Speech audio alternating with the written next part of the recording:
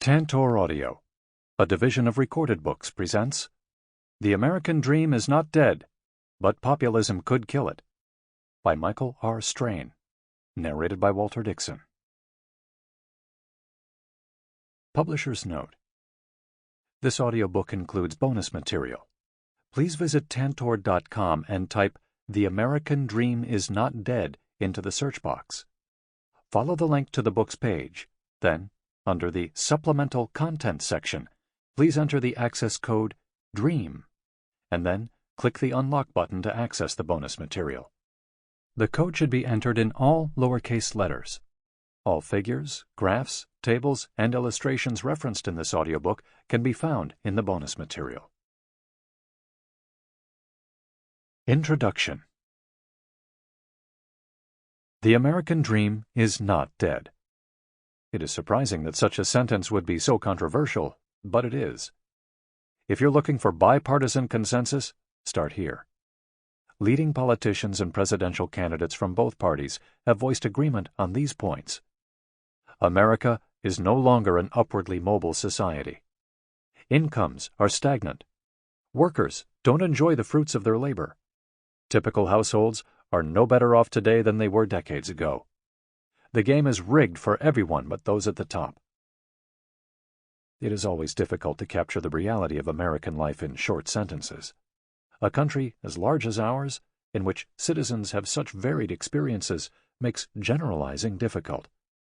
But today's prevailing narrative is so stark that the task of generalizing becomes much easier. The narrative is wrong. America is upwardly mobile, particularly for those nearer the bottom of the income distribution. Incomes aren't stagnant. Workers do enjoy the fruits of their labor. The argument that life hasn't improved for typical households in decades borders on the absurd. The game is not rigged. The American dream is not dead, and this short book will hopefully convince you of that. My goal here is not to be Panglossian. I believe that if a glass is 1/10 full, it's better to describe it as 9/10 empty. My argument is that if the American dream were a glass, it's much closer to full than to empty. My goal is also not to be contrarian. The United States faces serious economic challenges, including managing the effects of advancing technology, declining workforce participation rates, towns and communities that have been left behind by globalization, failing schools, tempered dynamism and energy, and relatively slow productivity growth. America faces serious social challenges as well, including decaying social capital, increasing socioeconomic fragmentation, deaths of despair, the opioid crisis, and a very troubling increase in suicides. But despite these very real challenges, the national conversation about the American dream is so detached from the underlying reality that it has become incorrect. We are confusing pockets of real struggle in American life with the broader canvas of the American experience. This confusion matters because messages matter.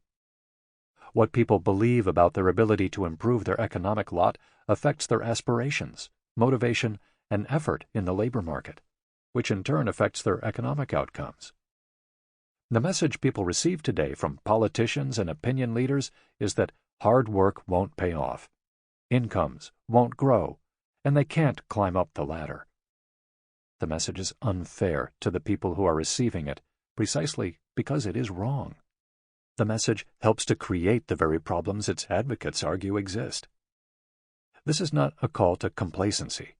The American dream always needs to be renewed because every generation faces different social and economic challenges. In addition to the serious issues I mentioned earlier, the dream is at immediate risk from populists on the left and the right, from their policies, from their narratives of victimhood and grievance, and from their assaults on the value of personal responsibility and the idea that people can better their outcomes. The American people deserve better than a populist scream.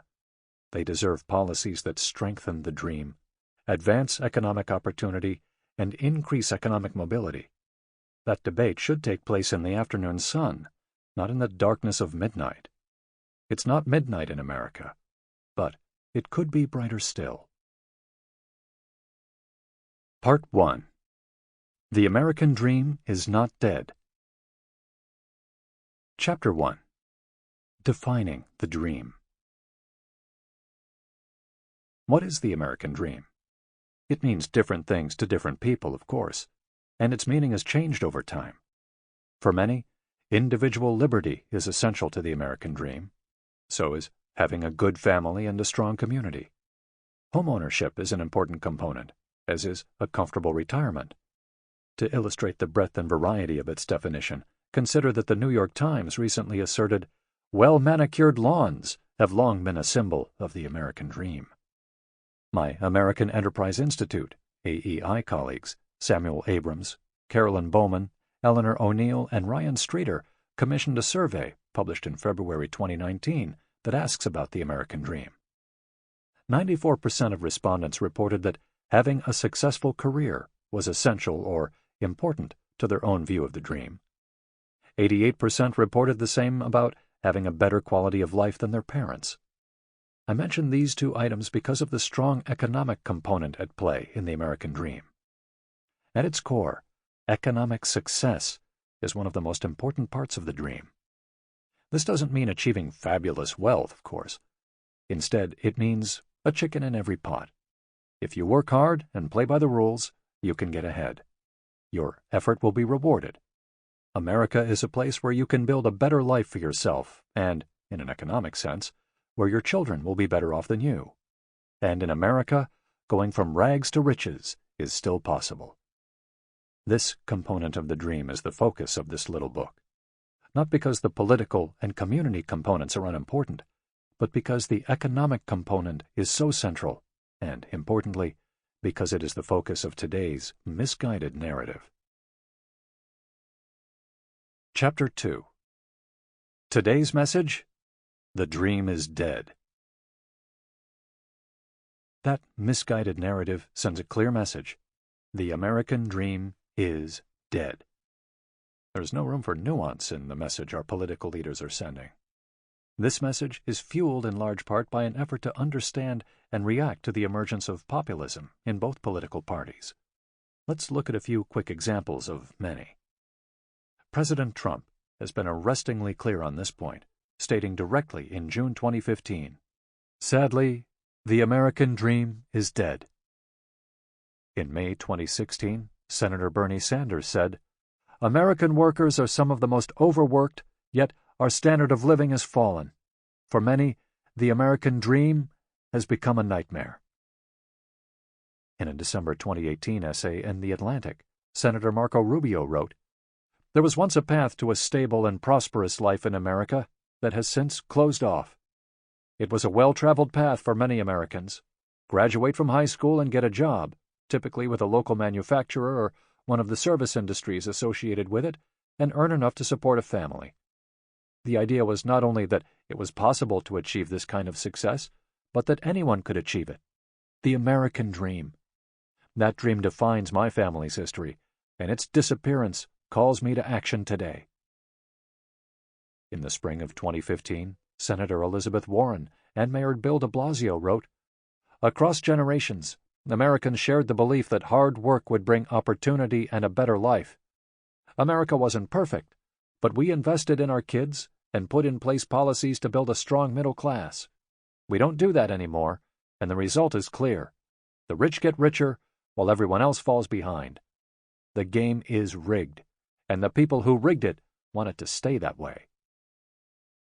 While giving the commencement address at the King's College in the spring of 2019, freshman U.S. Senator Joshua Hawley, Republican from Missouri, told graduates that, "If you don't have family wealth, and if you don't have a 4-year degree, and that's 70% of Americans, 70%, the future is far less glowing.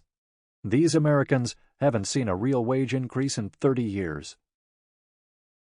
This pessimistic view is pervasive, and it extends to commentators, public intellectuals, and business leaders. For example, Fox News host Tucker Carlson declared in January 2019 that the American dream is dying, and referred to the dark age that we are living through.